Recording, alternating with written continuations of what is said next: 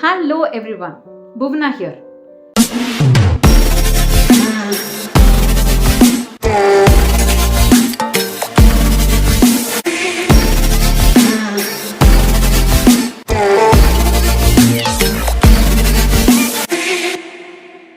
Once again, back with a very important topic that I felt you all should know in the corporate world, which I have experienced, I have found for myself that it is one of the key things to win. Yes. So the attitude that I was talking to you yesterday, did you see the video on what is that particular attitude which you feel should not be there at all, and I'm saying it should be there, is all about being selfless in the corporate world. What is it? What is it to be selfless in the corporate world? Where is it that you need to be selfless? How is it that you need to be selfless? With what attitude you can be like that, right? So, in my understanding, people fail because they are being very selfish, especially when it comes to helping others, okay? Like as a team, like for example, in a team, you have to grow each other, right? That is one of the quality of a team member. Now, at that point in time, when you feel selfish and say or think that I don't want to share this information to the other person because I feel he will outgrow my performance, or you limit your knowledge with yourself and you only say here and there whatever you feel like, this can help, this doesn't want to be, I don't want to share. Let him try out. How many people have done like this? How many people have really told, let him try. What is there? I have also failed and learned. Let him also try. Make him fail, right? See, one thing is people, even though you teach them, even though you train them in the corporate world, they are going to learn, right? Getting all the inputs, they will be learning from scratch only, right? Even if somebody is going to go through an e-learning, okay, what is given by HR or what is given by the delivery team, by the customer, even then, whatever you are learning as part of a PPT or a discussion, unless you put it into action and really see, like for example, you are learning Jira. Do you think Jira understanding is enough to learn and create stories or create test cases, whatever, assign somebody? You can understand the process, but once you get into Jira, you will know where all you should do, which is the first point that you need to create. How is it that you need to relate a story to an epic? How is it that you need to relate an RTM, create an RTM through Jira? How is it that you need to provide an effort? So whatever you learn and whatever you do, only when you start doing, you will understand the depth of the learning, right? So similarly, I have seen in many places, teams fail because there is no transparency, especially in the knowledge sharing. When it comes to knowledge, when it comes to some skill level understanding, okay, like for example, there is a team member who has just joined and they want to know how to work in Excel. It's a very basic thing in any corporate. Working with Excel is a basic requirement today.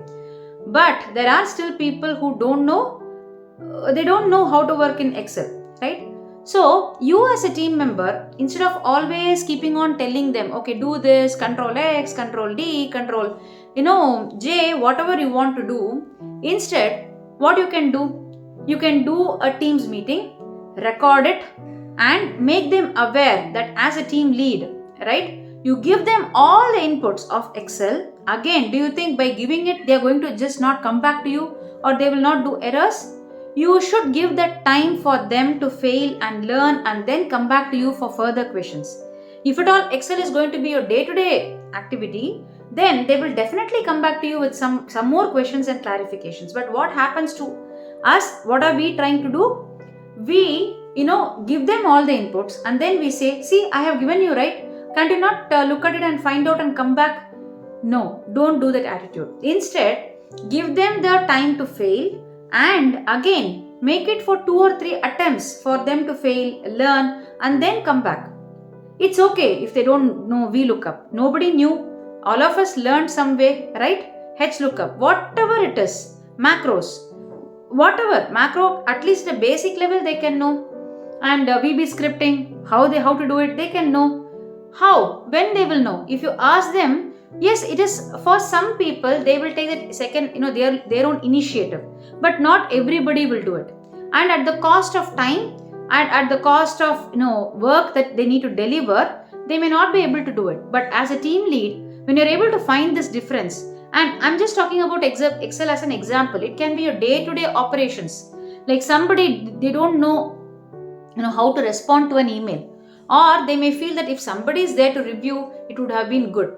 Even you as a lead or as a manager, sometimes you want a peer review, right? So at that point in time, when you are not able to set the context properly in a transparent way, when you are not able to do a knowledge transition in a very, very full and a very important, like covering every other aspect of the knowledge transition, how are you going to even do a knowledge transfer to somebody? What is knowledge transfer all about? Because I have seen people just do a high level knowledge transfer, and then when you go and work, you come back for any questions. And when they come back for questions, you are very busy. How will they even ask you? So instead, what you can do, every time in any session, record the session, first thing. Second thing, what you're going to deliver, it can be in an incremental manner. Like for example, if I were asked to talk about Excel, I will not be talking about macros in the first instance, right? So I will try to plan what is the current base level of Excel in the team. Are there people who knows to at least do a chart, at least do a pivot? No. If they don't know, then you need to start from the basics, right? From the basics, go to the next level, What all operations are really required for you and for your team, try to cover it so that your time is saved reviewing, your time is saved, helping somebody, but you're completely transparent, completely selfless in that particular meeting. And that meeting will go like fire. It will spread like fire in your account. The more you start sharing your knowledge and helping people as a team, looking them as a team, your visibility will go very high in the organization. It's really very, very important. And you should also know that there is nothing to be selfish in corporate. It is just that by making something creative, by making something transparent, you are actually making yourself more visible. And with this visibility, you can actually gain more and more potential, and you can grow heights. But people think on a completely different manner. They feel, no, I should be selfish. I don't want to talk to people about whatever I am learning. And even if I want to talk, I will tell only very, very small things. I'm talking this not even to a cross team. I'm talking this because you're doing it to your team member itself. How are they going to learn? Even for writing something in a PPT. How to do a PPT presentation. If you're good at it, teach them. If you're not good at it, see who can really help and do it. What are the talking pointers? How to do it? What is it? Many people, they don't know how to move their screen when they are presenting. How many of you have seen this? If they want to do double screen, right? Like one at their end and the other that is getting projected. How to do it?